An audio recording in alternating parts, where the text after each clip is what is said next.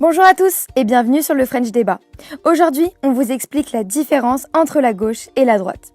Vous n'êtes pas sans savoir que lorsque l'on commence à s'intéresser à la politique, les notions de droite et de gauche reviennent assez souvent.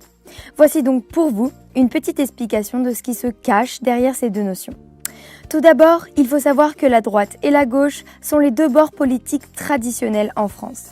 Même si ces derniers incarnent une idéologie politique très différente, leur but reste le même, à savoir faire de notre pays un pays prospère tout en rendant les Français heureux.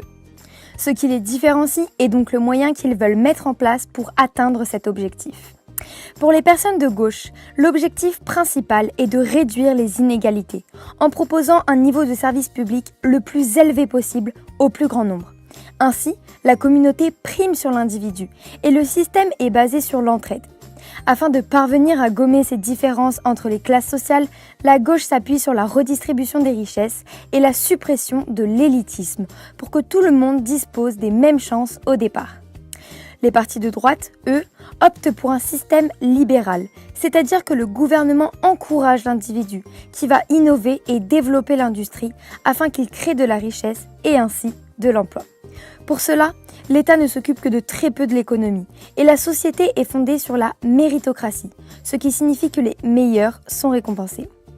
Ensuite, derrière la droite comme la gauche, on trouve des ensembles de partis politiques partageant les mêmes idées, mais avec des intensités différentes, et ainsi, on distingue les extrémistes des partis modérés.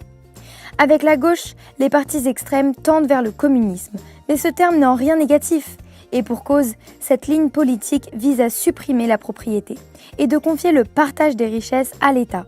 Donc l'idée de base ne comprend en aucun cas une dictature ou un régime violent, il s'agit seulement d'un système économique.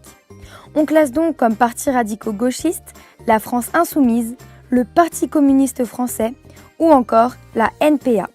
D'un autre côté, les partis plus modérés de gauche sont principalement le Parti socialiste et l'Europe Écologie Les Verts.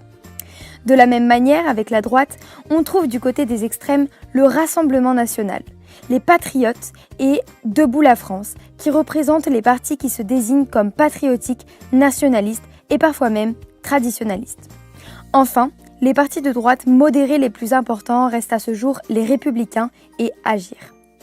Mais qu'en est-il des partis qui reprennent les idéaux de la droite et de la gauche ? Eh bien, ils forment ce que l'on appelle le centre. Par exemple, la République en marche, fondée par Emmanuel Macron, le mouvement démocrate, le mouvement radical social et libéral ou encore l'Union des démocrates et indépendants cherchent un équilibre entre les idéaux de la gauche et de la droite en fonction des domaines. Ceux-ci ne considèrent qu'aucune de ces deux idéologies n'est parfaite et que pour faire de la France un meilleur pays, la solution serait d'innover en optant pour un parti mixte et non traditionnel.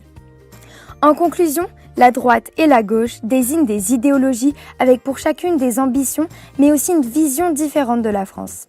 Ces doctrines sont portées par des partis politiques qui adoptent des lignes plus ou moins extrêmes pour convaincre leur électorat que leur projet pour le pays est le plus convaincant. Voilà, vous savez maintenant tout sur la différence entre la gauche et la droite. Si vous avez aimé, n'hésitez pas à partager et à parler de l'émission autour de vous. À bientôt!